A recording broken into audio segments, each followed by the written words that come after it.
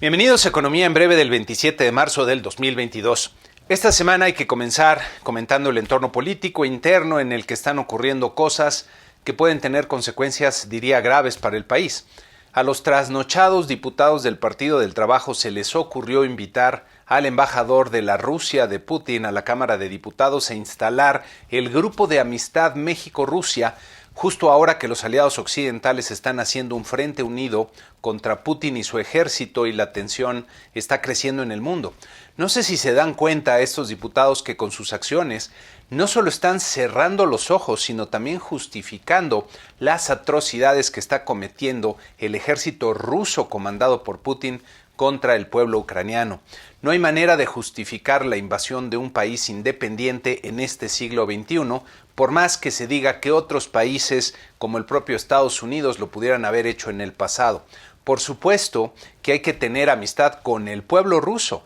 que es una de las víctimas del dictador Putin, pero eso es muy diferente a estrechar lazos con el gobierno de Putin. Tampoco creo que se den cuenta del riesgo que sus acciones representan para nuestro país, que de entrada está mucho más cercano a los Estados Unidos en términos económicos, sociales y culturales. Esta semana, el jefe del Comando Norte estadounidense, Glenn Van Herk, dijo en su comparecencia ante el Congreso de su país que Rusia tiene desplegados en México más agentes de inteligencia, es decir, espías, que en ningún otro país del mundo. Esto ocurría al mismo tiempo que el embajador de Estados Unidos en México se presentó en la Cámara de Diputados para decir con toda claridad que México tiene que estar aliado con Estados Unidos, como lo estuvo en la Segunda Guerra Mundial, que la solidaridad debe ser con Ucrania y que la relación con Rusia nunca puede pasar lo que repitió por su importancia. Miren, lo que está ocurriendo con la actuación de este grupo de diputados y luego, diría, con el propio presidente de la República que insiste con su reforma eléctrica y habla de cancelar contratos sin indemnización, luego de que el propio embajador Ken Salazar pidiera respetar el marco de la ley y esos contratos, es que se está poniendo en riesgo nuestra relación internacional más importante y de hecho vital para el país. Si el tema de la guerra va a seguir prolongándose y esperando que no escale de forma peligrosa, Estados Unidos va a tener que tomar muchas decisiones de seguridad nacional y si nos convertimos en un obstáculo, en el mejor de los casos, nos van a dar la espalda en términos económicos, siendo nosotros los principales perdedores. El presidente debe escuchar a los que entienden de estos temas para no cometer errores que le puedan costar mucho a nuestro país y a las próximas generaciones. Pasando a los temas económicos, en la semana el INEGI publicó las cifras de la oferta y la demanda agregadas del cuarto trimestre del año pasado, que pueden ver en este cuadro resumen del INEGI, que destaca un fuerte crecimiento de 1.4% real trimestral en el consumo privado, que desde luego es una muy buena noticia, pero que contrasta con la caída de 0.2% real trimestral en la inversión. En esta gráfica pueden ver que la evolución de estos, que son los principales motores del mercado interno, en sus cifras desestacionalizadas calculadas por el INEGI y tomando como base el primer trimestre del 2010. Si comparamos el nivel alcanzado en el cuarto trimestre del año pasado con el nivel que registraron en el segundo trimestre del 2018, vemos que el consumo privado está todavía 2.2% por debajo, pero la inversión queda 14.4% todavía por debajo de ese nivel. Y como pueden ver en el último dato, parece estar retomando una tendencia descendente, lo que es un mal augurio para la actividad económica en los próximos trimestres, pero sobre todo para el potencial de crecimiento de la economía, ya que sin una inversión dinámica ese potencial se reduce. A principios de la semana, el INEGI publicó su indicador oportuno de la actividad económica, que recordemos es una estimación del indicador global de la actividad económica del IGAE. En este cuadro pueden ver las estimaciones para los meses de enero y febrero, con el IGAE total creciendo 0.5 y 0.3% en cada uno de estos meses. También esta semana se publicaron las cifras del IGAE del mes de enero, que pueden ver en este cuadro resumen del INEGI. Y en este otro cuadro comparamos la estimación que había en el indicador oportuno con el resultado observado del IGAE de enero, observándose que el crecimiento de 0.4% observado fue ligeramente menor al anticipado. Las actividades secundarias, es decir, las industriales, crecieron 0.7 de punto, menos a lo anticipado, aunque fue un crecimiento fuerte, mientras que las actividades terciarias, que son los servicios, crecieron 0.2% cuando se anticipaba una contracción de esa misma magnitud.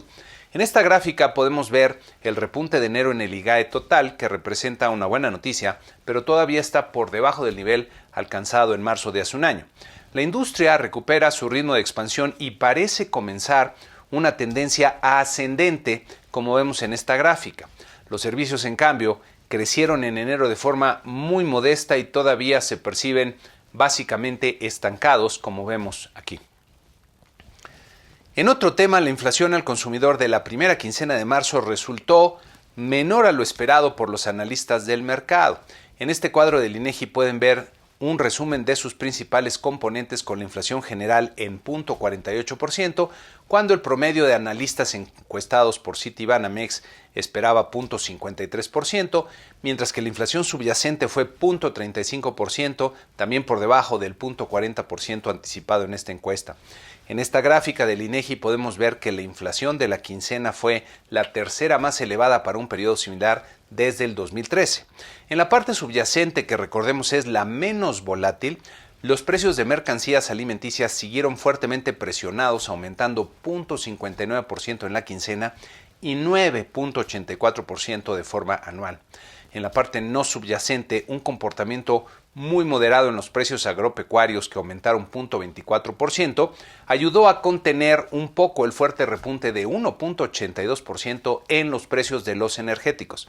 En este cuadro de los genéricos que más contribuyeron al alza de la inflación destacan los energéticos, especialmente gas doméstico LP y gasolina de bajo octanaje, aún a pesar de los subsidios proporcionados por el gobierno, que por cierto ejercerán una fuerte presión sobre las finanzas públicas.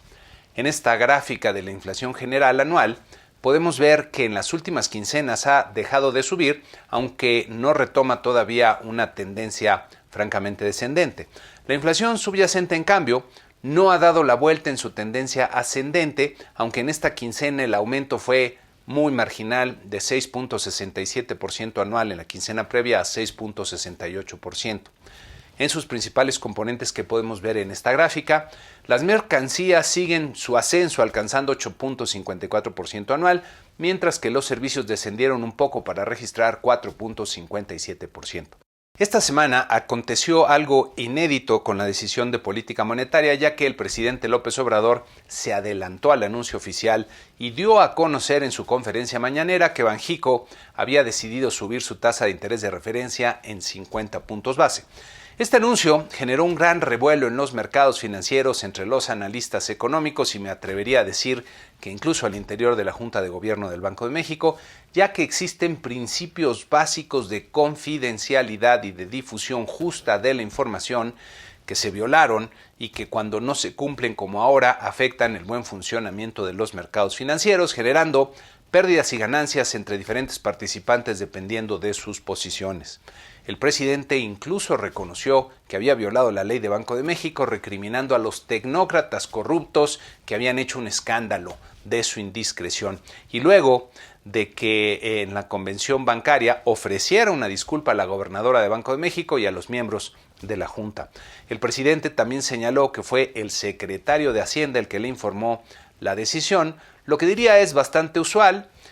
notando que si hubiera sido uno de los miembros de la Junta de Gobierno, eso sería motivo suficiente para ser removido de su encargo. Me parece que Banco de México tendrá que cambiar su forma de proceder para asegurar que algo así no vuelva a pasar, posiblemente recortando el tiempo entre el voto de los miembros para la decisión y su anuncio, y posiblemente limitando también la participación del secretario y subsecretarios de Hacienda a la sesión previa al voto de la Junta.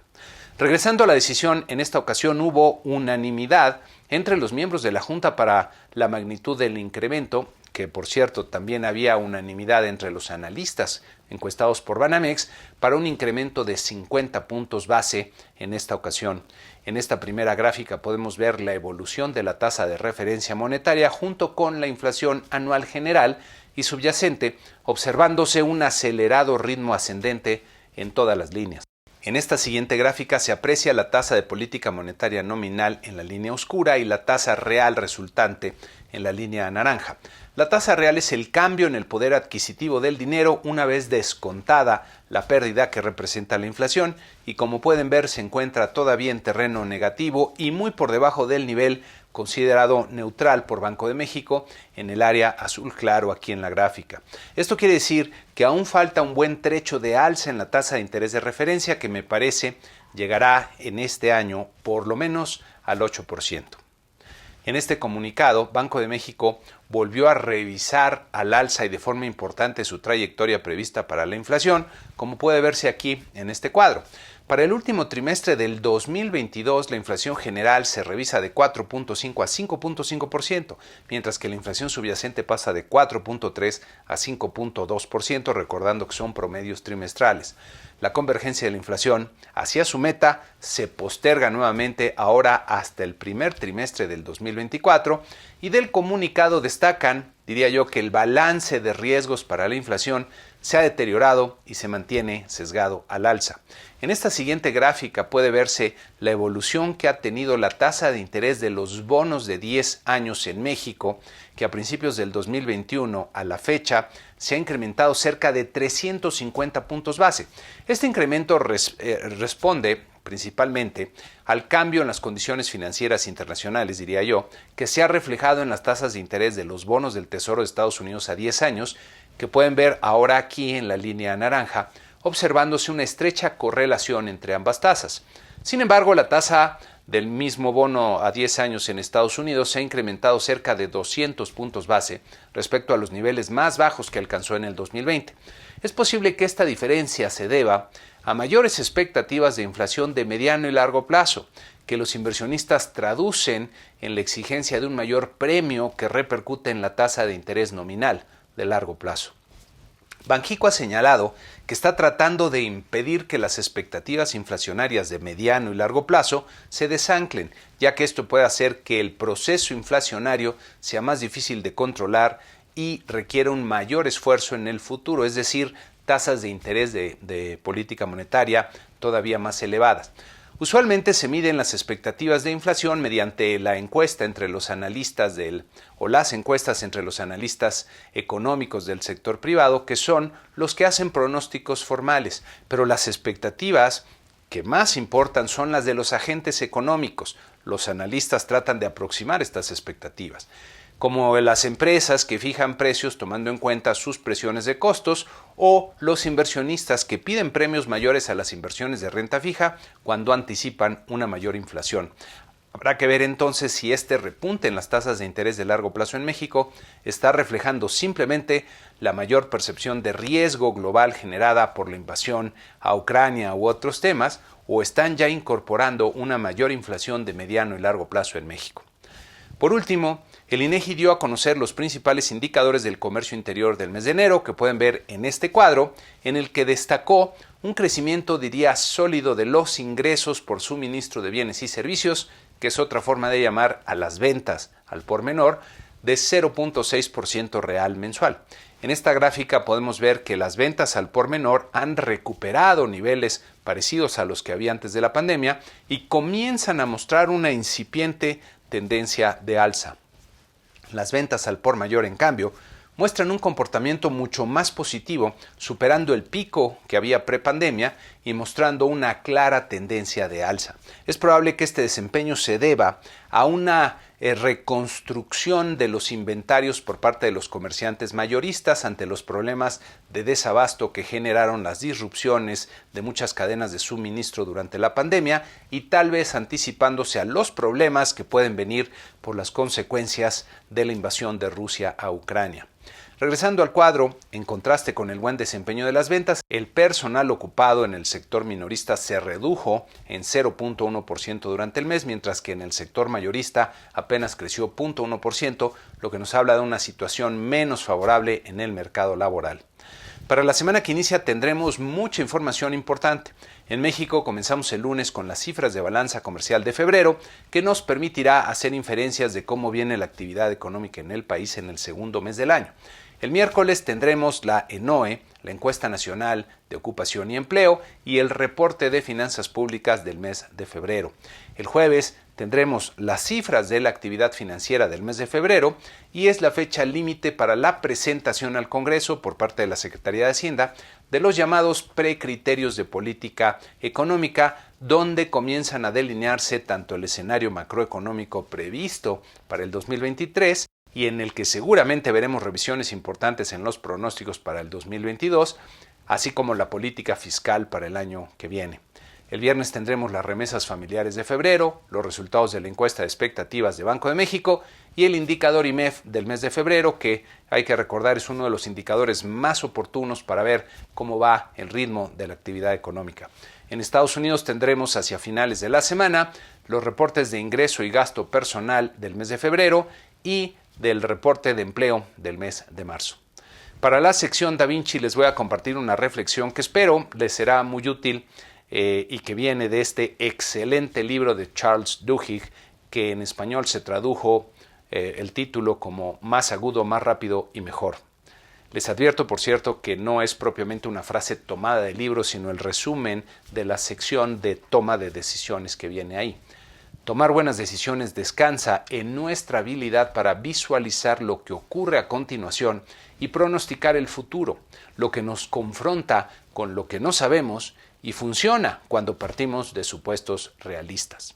A esto le sumaría una frase que escuché de Tom Bilyeu, que dice así: la esperanza no es una estrategia. Y con esto concluimos este programa número 258 que espero les resulte útil y de valor a todos los suscriptores. En 2 semanas el programa se libera a todo público. Los que no son suscriptores y están viendo este programa, los invito a que se suscriban mandándome un correo a la dirección que ven aquí para que les explique los precios y las formas de suscribirse. Muchas gracias y que tengan una excelente semana.